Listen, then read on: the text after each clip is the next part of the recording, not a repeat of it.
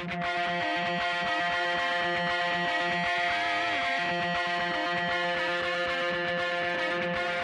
listening to the Roofing Success Podcast, a show created to inspire roofing contractors to achieve optimal success in their roofing businesses. I'm the host, Jim Moline, the co-author of the book, Internet Marketing for Roofing Contractors, How to Triple Your Sales and Turn Your Roofing Website into an Online Lead Generation Machine. I'm also the co-founder of Roofer Marketers, the digital marketing agency for the roofing industry. On each episode, I'll be sitting down with industry leaders to talk about their processes, the lessons they've learned, and how to find success in roofing.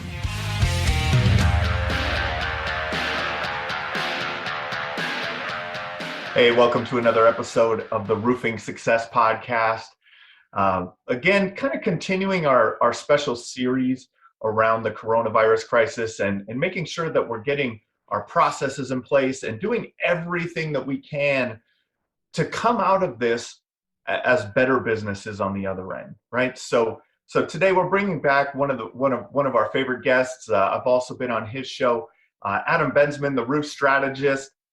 Excellent information and content. Check out his YouTube channel, all about, really around the roofing sales and marketing process. So Adam, if you want to reintroduce yourself to everyone, that didn't listen to the earlier episode, and if you haven't, go back and listen to it. Adam, just introduce yourself a little bit, and then we'll start having a conversation today around what you can do in your prospecting and sales and everything during this process, tips and tricks around that. Yeah, sure. Again for having me. It's been fun meeting serendipitously and collaborating through various ways to help our audience with some hopefully quality content. So my name's Adam, the roof strategist. I run a training channel. It's the only, at least in my opinion, the only free YouTube actual training channel that's out there. So all my videos are free. I've decided just to do things differently. I used to do consulting one-on-one, and it was very high ticket. And I realized I had to say no to all the people that needed it most, which was growing companies and individual salespeople. So all my stuff can be found there for free. And I do have some things that are available for purchase for those that kind of want to fast track it. But you get all the training and actionable strategies right there on the channel at your fingertips. New videos every Tuesday. So I see you've been doing a lot of these cool live videos recently, and I was watching them. I was watching a few, and that's what kind of prompted this episode and getting back together for this episode. And I thought that you just had some really great actionable steps and things that people can do to continue, prospecting and making sales through this time of shutdown that we're going through all the shelter in place rules and things like that. So what can salespeople do during these times to keep their referrals coming or keep their prospecting going? What's some ideas for that? It's a great question. And right now people are freaking out. And I just want to say one thing before we get into the tactical details. The worst possible thing you could do right now is sit this out and wait, because our sales window is dwindling, especially for northern markets. I know, Jim, you're up in Minnesota. Yep. The Minnesota, Wisconsin market, everywhere out east, your season, so to speak, is shorter than down in Texas. And when all of this starts to return back to normalcy, which could be weeks, could be a couple months, either way it's going to, the floodgates will open.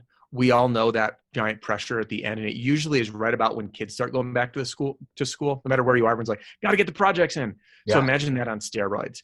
And your job now, salespeople and owners, is to build your pipeline and don't let off the gas. Are things going to slow? Yeah, probably. Yeah. But you got to stay on the gas. So there's three core strategies to be using right now to keep on the gas with sales. One is referrals. That's the obvious one that we should always be doing. Work those referrals. I'll get into that in a minute. It's actually, I think, one of the main things we talked about on the podcast that I was on with you in the past, right? That's right. Yep. And then, sure. so that'd be a good one to listen to just in general on the strategy. Second thing is cold calling. That respects the social distancing aspect. And the third thing is direct mail. And that's where I'm going to focus on right now. Any questions on those before we jump into the details? No. So yeah, let's start with direct mail, because that, a lot of companies think of direct mail don't think of direct mail. And because the response rate is usually really low when you're sending, bulk direct mail. So what are some tips on that and getting people to actually relate to your direct mail and interact with your direct mail? Yeah, really good question. So I call it the under the radar sales letter. So this is different than mass mail. Mass direct mail is an effort to say, hey, I want to blast this zip code, right? Or carrier routes, and you're sending tens of thousands of pieces out. And usually they're overly produced, glossy paper, design, they scream marketing material. And response rate isn't super great on those. And you need multiple hits for it to work. Yeah. So you can't just send like direct mail, here's a $50 off coupon for a shingle upgrade, excuse me, not $50, $500 off, whatever it is. The phone's not going to ring. So the under the radar sales letter is a personal letter. And I go through how to write these. I have some available through my program, my marketing battle pack. But you can either write your own, use someone else's, use mine. Either way, the main point, there's 3 key takeaways for direct mail. 1, hyper-focused. Get the right addresses. So let's say you know that you're working in a neighborhood or an area, go hit those homes that you know are in an area that's workable, because it's only a matter of time till it hails, and or the areas that you're still working cleanup, and or the areas surrounding the installs you're doing. So that's first thing, targeted data. All you got to do is drive around, write the address, come back to your home, office, whatever. Rule number 2, hand address, hand stamp. Okay. Regular envelope. I just got an email from someone the other day saying, how do you avoid the $30 to $40 of postage if you're going to hit an area around an install? I was like, dude, it's marketing. It's marketing. What other marketing can you do for $30 to $40 and get jobs from? Yeah. It's like, if you land even one job for every 10 houses, you're still ahead. And it's cheaper than time, driving, canvassing, fuel. That's right. Like That's this right. is pennies, right? So you probably couldn't even hire a canvasser to go knock all those doors for $40. No, for sure. Not that you'd want someone to wear your shirt logo. So anyway, it's super targeted. So again, rule number 2, hand address, hand stamp. Put the stamp on a little crooked, hand address it. Your return address, same thing. You don't need to use your company name. I actually just use the address. I don't want people to see the company name. And rule number 3, print it on plain paper. And the reason for that, because this is a personal letter, it's formatted in a certain way to get someone to read the whole thing all the way through. And the main purpose is to get them to call, to get that appointment set. I'm seeing a 1% to 5% response rate on these letters. And in the direct mail world, that's great. If you send, that means every 10 letters, you'll probably get a lead or a callback. Now, results may vary. I've found that that'll change on market. I've heard some people say, like, I mailed 3, I landed 2 jobs. So it all depends. But my point, super focused, hand address, hand stamp. This is something that anyone can do at home. Sign it with blue ink, it pops, print it on white paper, right? And stick your business card in there. Super, super, super effective strategy. And I just updated all my letters now that I'm letting people have for free that are customers, just to update them to make them relevant to the COVID-19 pandemic, which I'm sure we'll get to those details about the appointment side of things here shortly. So I've done a lot of real estate investing through the years. I especially through the last downturn and crisis, and so I know that, you know, one of the things that I thought of when you were talking about that is, how do you get the owners, you know, the homeowner's or add name and address and things like that? Well, you'll have their address, I'm sorry, because you're going to be writing it down. But how do you get their name to address that? And I know that those are readily available on public records, right? Yeah. In almost every area. So you just have to go on. So just go to your county recorder. It's called the county recorder, and there's a property lookup, and you can get the owner's information there. Yeah. And I'm actually meeting with Trey from Spadio tomorrow. But my understanding is that homeowner data is within their program. I've heard, I'm no longer using interactive home maps personally, but I've heard that the data is available in those platforms. So there's a lot of companies pulling in third-party data as well. Nice. Through common apps that we're using in the roofing industry. But yeah, Jim, you're right on. That's what I did, is jump on the county land records, type in the property address, and it spits it out. And some people, and truthfully, like before we started doing that, when we first started using the strategy, I just wrote dear homeowner or neighbor. It was still hand addressed. People still opened it. Yeah. Is the name better? For sure. Definitely don't put your company name on the return address, just the address, and then leave it blank, or put in your personal name. But if we think of it, one of my favorite direct response copywriters, named Joseph Sugarman. He pioneered sales letters sent in the mail, and I loved studying his work. And it's all process. Number one is getting someone to open it. So if they're curious, and if it's in a standard envelope, it seems legit, it's handwritten, right? They know it's not mass mail. That's step one. Step two, once it's open, get them to read it, to start reading it, right? So when you put it together, you just got to make sure it's slippery, as they say. They can open it, makes you want to just keep going down, keep reading it. And that's why I put together at least the letters that I've written are in that format. Yeah, nice.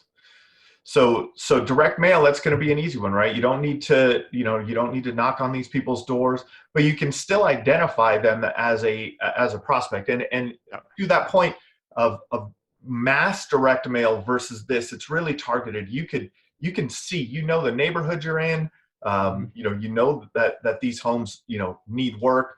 You know that that it hasn't been done yet, because you can visibly see that. So those are the ways to get super hyper targeted on this, and that's why this will work versus a mass direct mailing with a lot more efficiency. So what's another good tip for you for everyone after the direct mailing? What's next? Cold calling and referrals. But before we get to those, I'm guessing that people that are listening are saying, well, crap, what do I do with these leads? Oh, yeah. And I think, is it okay if we touch on that? Just some ideas on how to actually run these things? Yeah, definitely. Because that's been the biggest objection I've heard is like, well, how do I run leads? And one thing that I am talking about on my Lockdown Live series is offering a no contact service plan. Yeah. And you see this, the car dealerships are still keeping service open.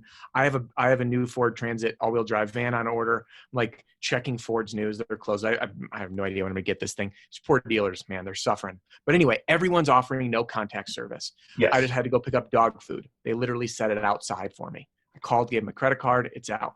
Your suppliers are probably offering you no contact pickup on your shingles and on your materials. And look, you can go online and order a car from a dealer and have it dropped in your driveway. Yeah.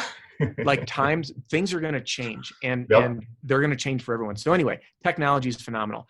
Offering a no contact service plan is so simple in this day and age. Definitely. Set appointments. And here's what I'd say. You answer the phone, you say, hey, listen, we're offering a no contact service plan right now. Construction, and by the way, check your state, I'm not a lawyer or a epidemiologist. Construction is considered an essential trade in most so far states right now. That's right. Most states. Okay. Yep. So be safe, comply, keep your crew safe. But anyway, you say, listen, it's an essential trade. It's business for us. We're continuing to serve our customers with their safety at mind, which is why we're offering a no service contact plan. Here's how it works. You let me know when I can swing by. I won't knock on the door. What I'm going to do is do my inspection outside. I'm going to take photographs using my cell phone and video, and I will either text them to you or email them to you. Which one do you prefer? And then you get their info. Okay. Text, email. Great. Now, once I'm done, I'm going to call you up, and I'm going to handle everything over the phone or video conference, whichever you prefer. And then ask, would you prefer phone or video conference? You can use Zoom, Google Hangouts, even FaceTime. And then handle everything. Get as far along in the process as you can. Yes. Because it's so easy. You email them, and then you say, hey, when can we chat? Do your entire presentation as you would. I would get used to doing video personally. It's just a stronger bond. Your closing rate, I would guess, is going to be higher because it's more human. And if you have the ability, which everyone does nowadays, just get your paperwork into electronic form so you can get a contingency agreement signed, so you can pick colors, so you can get, all that stuff. And then operationally send pre-address return stamp, pre-postage paid envelopes with your address for any payment that needs to come in. If you're picking up a deposit, just say, hey, you know what? Just sign the check over to us, and I'm going to send you something in the mail or drop it off. Leave it in a baggie on the front door for them so they can mail it into the office. Everything can be done remote, and this can keep business going. Now, is it going to be a tip-top production? Maybe not, but that's okay. I'd rather have some cash coming in than sitting there twiddling your thumbs, praying that it gets over quicker. That's right. So that's what we helped all of our clients, anyone who wanted to, any of our clients that were interested, we helped them set up Zoom what I liked about Zoom was, we do Zoom all the time, right? Yeah. All of our sales presentations for our agency are done through Zoom. This webinar or this session is being recorded on Zoom.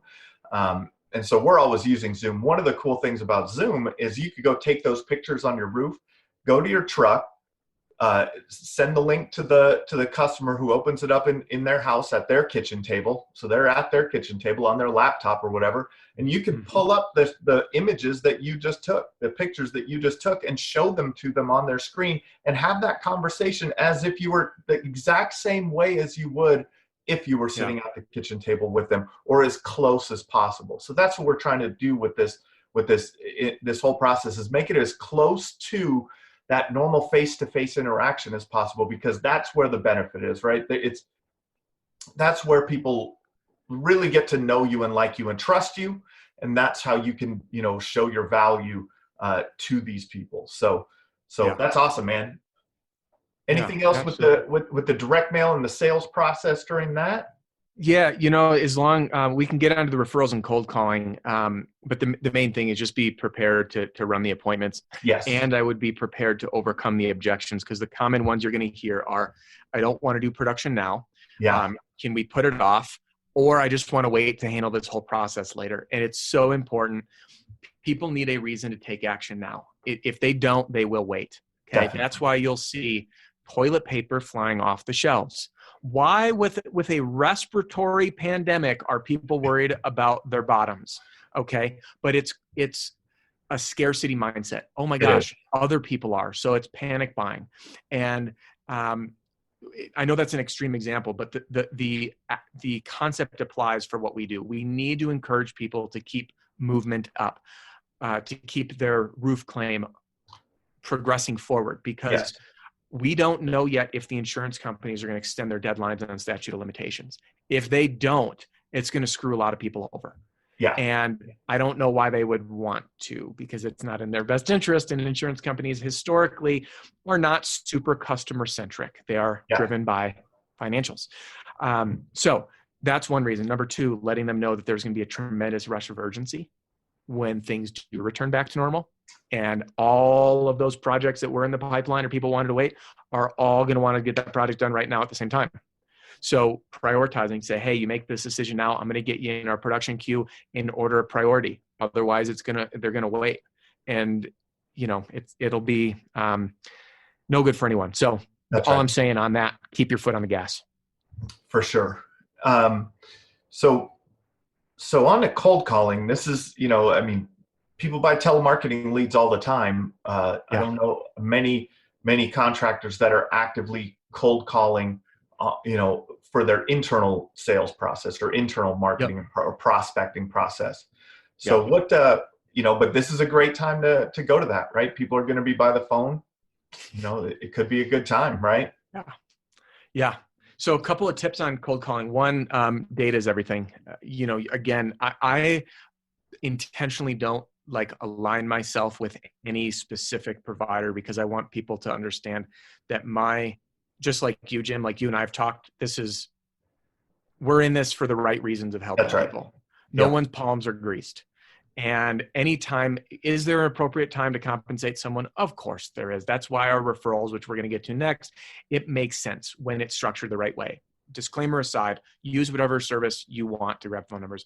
Info USA, list purchasing services for residential properties. Use Spotio, the canvassing app, because it pulls homeowner data. I think Interactive Hail Maps might have it as well. So there's a bunch of different solutions that you can get information from. That's the easiest part, right? Getting the info. The hardest part is actually doing it. There are two things to think of when it comes to cold calling. One is you're going to get a lot of no answers. So the best thing you can do is dial again immediately. Why? Because people say, they called twice, and they're going to answer. I've had salespeople do it to me. It is one of the oldest tricks in the book and is far overlooked. Call twice. Someone screens it and they're like, what? That must be important.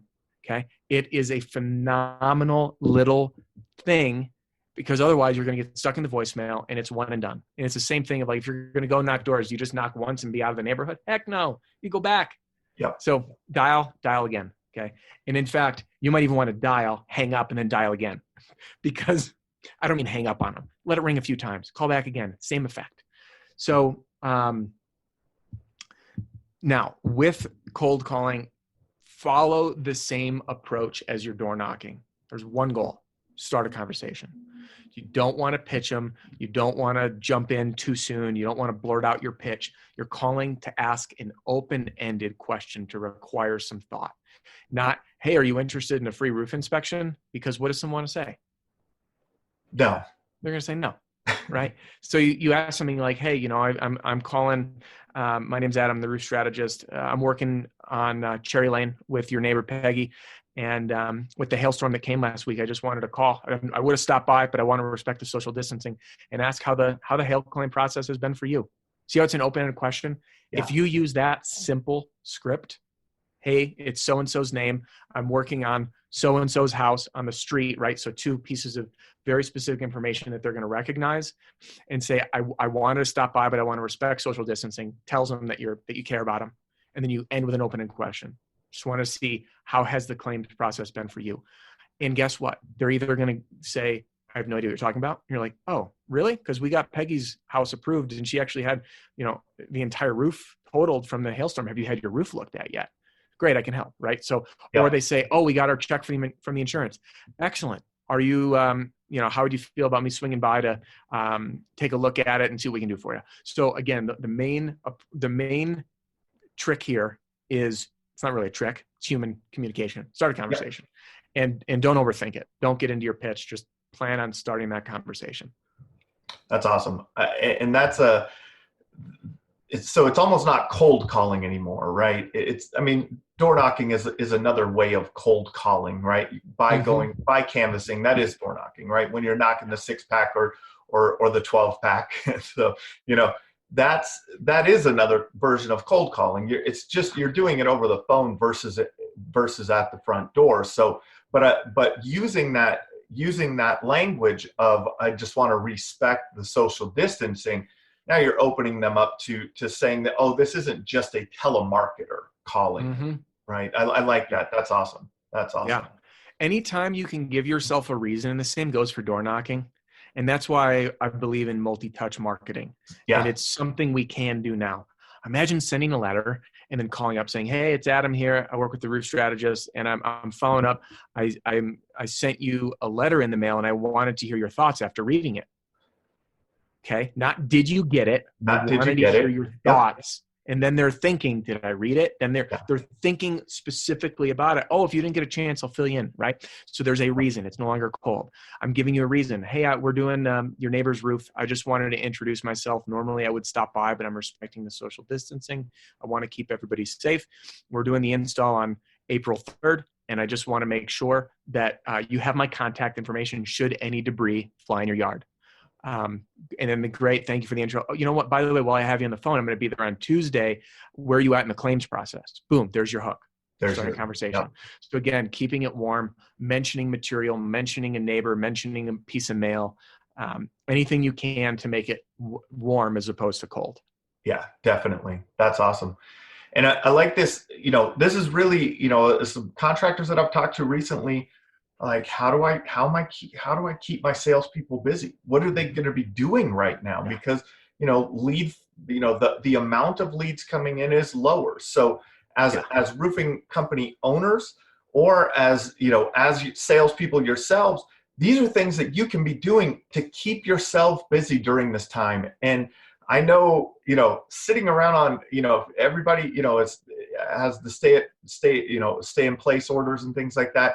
Man, you're going to go stir crazy, right? So if you get a chance, take a drive, drive through a neighborhood, pick some addresses out, go home, send them, send a letter, follow up with that letter, that the mail will probably be there in 1-2 days, right? Follow up with that cold call, following up then. You're, continue to be active when you're doing this. So other things that you can be doing, I know, we talked a little bit, and you mentioned it a little bit about, asking for, referrals during this process. And I had an idea just about, how to, or just a thought that I wanted, your input on, and that was, how can we take this time to engage our past clients to maybe help to build up some more lead flow during this time and generate more referrals and kind of try to fill the pipeline as we're talking about? Yeah, that's really really good question. And remind me, let's talk insurance agents if we have time, just like briefly. Yes, I have that on. I just made a note about that. That's too funny. I did too on my little notepad. I know that's in the battle pack also. So we're not skipping anything, man. We're getting I love it. So referrals, there's a few fundamentals, and I'm going to go through this relatively quickly since we did an entire episode on it. And I recommend everybody listen to that because we go into it in depth. In a nutshell, 95, if not 100% of roofing companies I talk with or I work with are doing it in a referral program that's backwards and doesn't work. And it all works as, we'll give you a few $100 if you refer someone and we get the job and we get paid in full. There's so many and contingencies, right? If you send us someone, if I get the work, if we do it, if it gets paid in full, once they pay it, we'll pay you. And it plants the wrong seed, right? Like, man, you're going to pay me $300 or $1,000. I even got an email from someone who purchased my battle pack, and their signature said, "We pay $1,000 per referral." And I'm like, take that away. Like, how much? Then everyone's thinking, like, how much money? How much money are you making? Yeah. And anyway, not good. So here's the scoop. Psychologically, needs to follow three principles: positive, immediate, and certain. Okay. So when you go to past customers, it doesn't matter how old, reach out to them with a simple system. Pay them with their reward of sorts, not cash. Cash is sleazy as hell. To incentivize them to book you an appointment. Okay. Example. Hey, John, how did we do on your roof? Oh, you did great. Excellent. We have grown our business by way of referral, and it would mean a tremendous amount to me to be able to help someone, friend, family member, neighbor, or coworker in the same way I helped you. Who do you know that I might be able to help out? Okay, open-ended question. And then to say, oh, my uncle's got a house up the street, my brother, my coworker, whatever. Say, excellent. Here, I have this great referral program. As a thank you, just for the opportunity to chat with them, sit down and see if they'd like to work together. I'm happy to give you a $25 gift card to blank. Okay, whether it's groceries, gas, Grubhub, delivery service right now for like Uber Eats, local restaurant, supporting a local business right now would be great for doing carry out. Or in this time specifically, you can get creative. Okay. And I'll get to that in 2 seconds. But the main things are the element of saying, I'm going to give you a small amount, $25, just for the opportunity to chat with them. So it's not, you're not buying names. Okay. You're saying you're going to get on the phone with them, you set an appointment, they get $25 as a thank you for the introduction. Okay. That way it's immediate. They get an incentive. I have had people get 8 to 13 set appointments from a single customer doing this. That's not an exaggeration. $25 each. We know the closing rate's going to be about 90% on a referral. It is stupid money. That's a cash machine, a defined cash machine. But in the COVID-19 pandemic, don't be afraid to offer something unique, a grocery run, dropping something off. Be human. If you say, hey, they have an elderly person, grab some groceries, do food delivery, do a donation in their name, anything that can help out for the community or them personally works. People might want to carry out. You could pick up groceries. You could do whatever it is to keep everybody staying at home, staying safe, and still being of service. Because at the end of the day, you'll see the difference right now, as we all are, what companies we want to continue supporting and what companies we know we ought not to. And it's clear as day already on who's taking care of each other. And be that company, and you're going to not only get through this, but come out with an incredible reputation and be able to have some meaning in your work along the way. For sure. And be able, through this time, I talked about this on a previous episode about the COVID opportunity is take care of your community right now, right? Really get engaged and be a part of things. That's marketing in itself, right? That's prospecting in itself, that they see you out there. You get to meet more people. Those types of acts of kindness nowadays through this time are gonna benefit you down the road. And I'm not saying to do it to benefit yourself down the road. I'm saying do it because it's the right thing to do. Yeah. But being involved is going to is going to pay off in the long run for sure. I had a quick question before we move on to insurance agents. We have some listeners also that may not be in the hail belt, right? They're not restoration companies, they're retail companies. What do you think of in respect to retail companies with the direct mail strategy, cold calling, things like that? That's such a good question. I literally got this same email yesterday, Did you? specifically for 3Tap, because the company was retail driven and they're focusing obviously on older roofs, 3Tap roofs that may show signs of wear, wind damage, lifted shingles, streaking, staining, clear roof repairs from mismatched shingles, things like that. And again, starting a conversation, asking, when was the last time your roof was inspected and had routine maintenance? Okay. Now, most people will hear, well, what is routine maintenance here on a roof? The idea is to get them thinking, because most people haven't done it. It is, no one, at least I don't think, would argue that it's a good idea to annually inspect your roof. Because if you do see a shiner from an install, like caulk it, replace the shingle, do something. If you see a pipe boot that might be failing, you're going to maintain it. You're going to swap it out. You're going to clean gutters, right? There are things that you can do to reduce the likelihood of something going on. And that to me is maintenance. It is maintaining something that is installed. Most people haven't been up on their roof in their entire life. They never will be. I always made it a point when I was up on the roof to try to find something that I could mention that wasn't specific to damage, for two reasons. One, to show my attention to detail. Two, to show I actually care. And three, because it makes it a bigger issue than just the hail. So even if it was taking the tennis ball or like the Frisbee, the kids' toy that's in the gutter, I'd grab it, because it's a great conversation piece. Oh, you guys been missing this? This one looks seasoned. It's been up there a while. So again, cold calling with that open-ended question is really, really, really powerful, because if they say, when was the last time your roof was inspected and or maintained?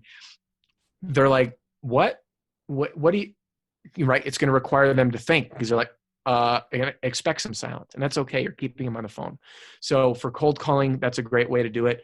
And then for direct mail, the beauty of this targeted approach is your letter can be specific. It can say, and it's the truth. Headline: I drove by your house and noticed this and wanted to bring it to your attention. If that's big and bold on the top, are you going to keep reading or not? I am. You drove by my house. Okay. And then it says, hey, I was up at Sally's house on Timberline Street and drove by. I noticed you had an older roof. Looks like 3Tab. I'm guessing 20 some years old. Looks like you have some missing shingles, this and that. Mention something specific. Again, you can, in terms of efficiency, you want to use one that you can use for everybody. Just you have to rewrite it specific. That's right. But plug and play, like same idea. If you're mailing that whole street, I drove by. If you drive by one street, all you got to do is write down. You're on Sally Way. You just write down the numbers. Get back. That's you're right. like, all these. I drove by your house coming back from this person's house on the same street as yours, because I recognize it, and I noticed that you had a 3Tab shingle that looks older. Looks like it might be showing its wear. When was the last time you did this? Blah blah blah. Here's how to get in touch with me. So that's how I would use it on the retail sense. Awesome. Thanks for that. That's great. And so you can use these processes, but just tailor it to your businesses, right? If you're retail, restoration, whatever just tailor it to your message and tailor it to the way that you do things. So that's awesome. And I know, in the battle pack, you have a section about, creating relationships with insurance agents. Yes. And I think that this is a great time to be reaching out, on a B2B level to insurance agents. If you do commercial, this is a great time to be, prospecting, property managers and builders and building owners and all, everyone is kind of has a lot of people have come to a slowdown, right? And so being that person in front of them during this time, I think is going to pay dividends down the road. So what are some tips and tricks for getting to insurance agents or even other B2B, business to business referral type relationships? That is such a good question. So the main relationships are builders and fellow contractors. PDR companies, paintless dent removal, if you're doing hail. Gutter companies are phenomenal. Gutter crews want to get busy. They get busy from roofers. You develop a nice relationship. It becomes a two-way street. Insurance agents, to me, is the gold mine. And then there's realtors. I personally avoid realtors a lot. And I've talked to a couple of people who have good relationships, but 80% is just interests aren't aligned and they come out of the woodwork at the wrong time. So don't need to spend our time there. But insurance agents, on the other hand, are phenomenal resources. And if we think of this, so many people approach sales from a one-to-one standpoint. They're like, I go knock one door, I have an opportunity to talk to one person and make one sale. Where I always want to think, well, if I could talk to one person and that one person could send me 10 jobs a year, I just need 10 of those friends, as opposed to selling 100 individual roofs. Yep. So it's one-to-many versus one-to-one. My personal referral relationship was a builder that I met, and he didn't run roofing in-house. It worked out great. I did about $500,000 in personal production per year by referral from him alone after I built that relationship, and then it grew. So anyway, most folks go about this again wanting to grease palms, and you absolutely, like, the worst thing you can do specifically for an agent is to say I'll pay you, because it's unethical and illegal. You can't go to an insurance agent and say you've had a claim on your property and I'm going to get rewarded financially by having you work with this company. Like, doesn't go so well at all. So it's all about the letters in the series that I put together is all about making the agent look like a hero. And I do an entire video on it on my channel. But in a nutshell, you need to approach this from true relationship building, truly providing value.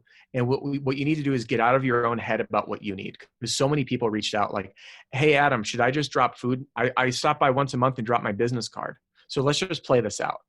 Jim, I'm going to show up at your office and I'm going to give you a box of donuts and say, do you have any roofs? Here's my business card. Anytime anyone needs anything, just call me. I really could use the work. And you're like, great. Thanks for the donut. I don't care about you. What's in it for me? And everybody thinks that way. It's not anyone's fault. It's the how about me right? What's in it for me?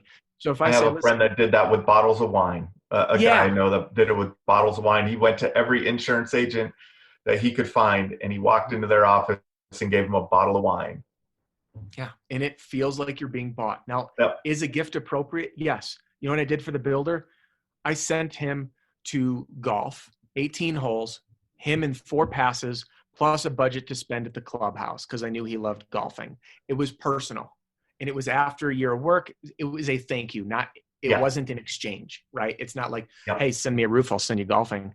So with the agent, think what they need. What are they concerned about? Renewals, retention. People switch insurance if it doesn't go well.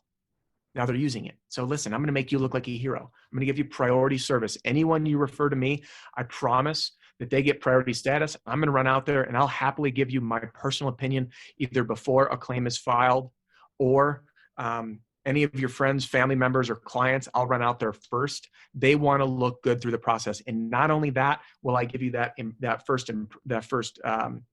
first eyeballs on it, so to speak, in an opinion of what the real situation is, but I'm going to keep you up to date through the entire process. So that way the insurance agent has touch points. And you can even facilitate a dialogue with their clients to say, listen, you just had a claim, wouldn't be a bad time to sit down with your agent and just review all the coverage because things change. You may want to add in a matching endorsement for your siding, or, I personally had a flood in my house, and just being in the restoration world, I maximized my coverage. And if I didn't, I would have been out of pocket like $30,000 on a very minor water damage loss. So I share my stories. And that way, again, that agent has a conversation. It's retention, maybe increasing policy value and things like that. So the letters in my pack are give you guidance on exactly what to say, how to position it, and then when to send each of these, because there's 4 of them in there.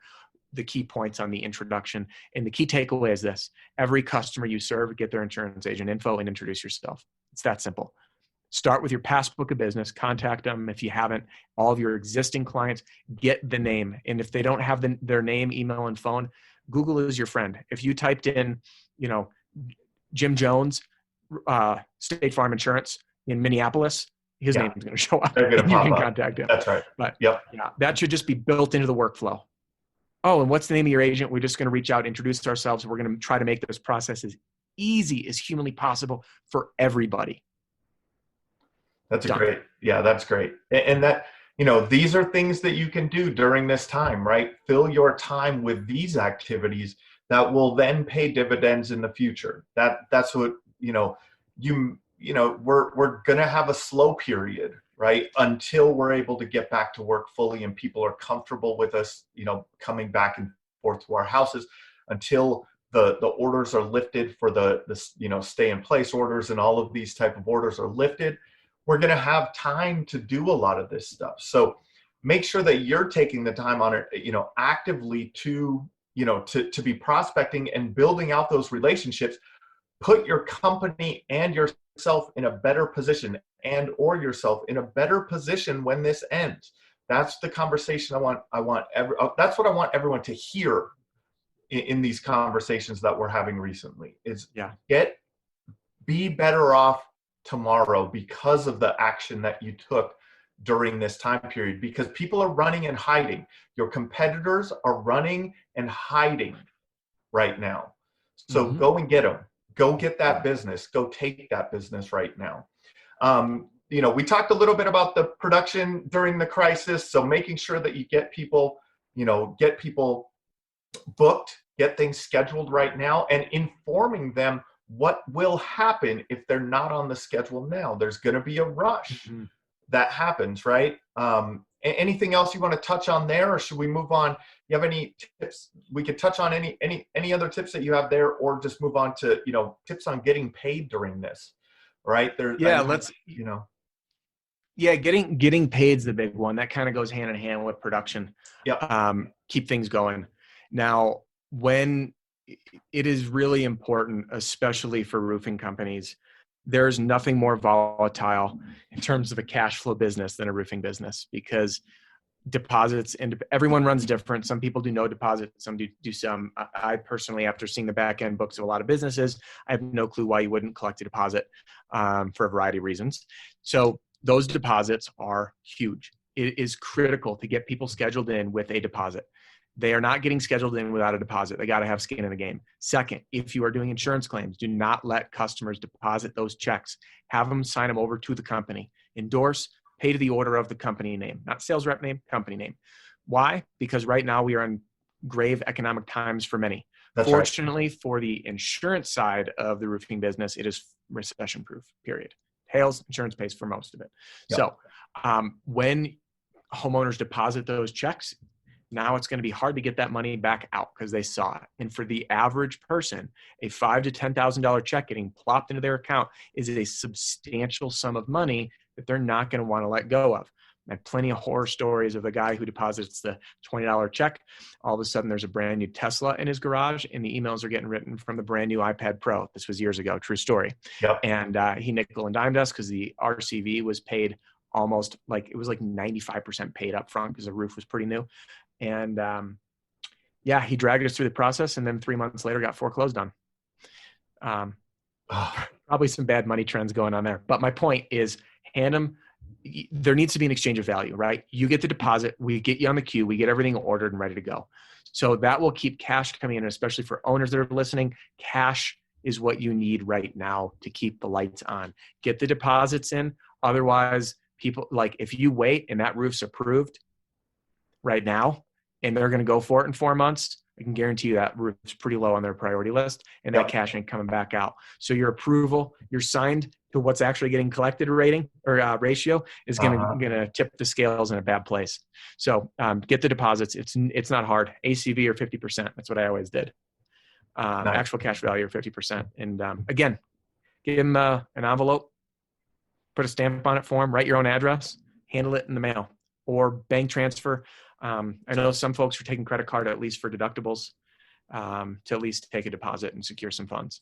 That way you can do it over the phone or in emailed invoice. Yeah. And get the point is, get the money out of their bank account right now, because if they, that money can quickly exit their bank account and move the priorities around on their end to get the roof, fixed or not fixed. So yeah, and it switches it from being the insurance is paying for this to I'm paying for this. Yeah. No one wants to pay for it. Yeah. So when they get that initial insurance check, that's when they feel like insurance is paying for it.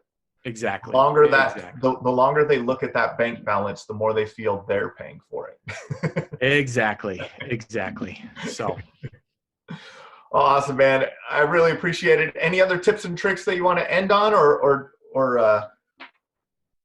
that should keep people pretty well and busy. We touched on referrals. We touched on cold calling. That's right. We touched on direct mail and insurance agent networking. And it's the same, by the way, with builders and everything else. Like you gotta forget what you want out of it and only focus. What do they want out of this? How does my service complement what they're doing?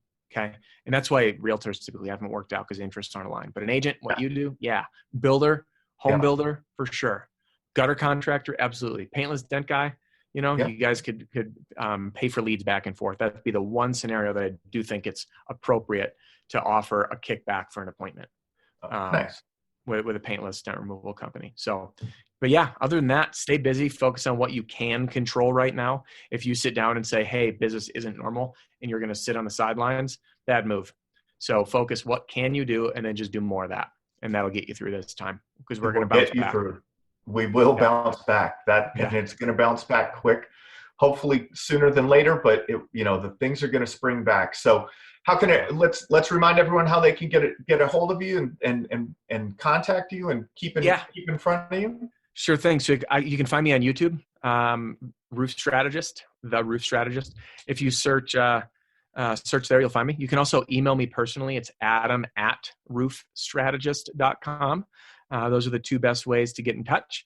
And if you hop on my website, it's just theroofstrategist.com, and you'll learn more. You'll learn more there. But most of my stuff's on YouTube. I find that's where the engagement is. That's where people like to hang out, and I want to be where people are having a good time hanging out and getting the most value. So that's that. And thank you so much, Jim, for having me here again. This has been fun. Man. Sorry for the technical issues getting started with the internet. That's all right. Technical issues are all okay. So everybody, check out Adam released the new Marketing Battle Pack. Make sure you check that out. Check out his YouTube channel. This has been another episode of the Roofing Success Podcast.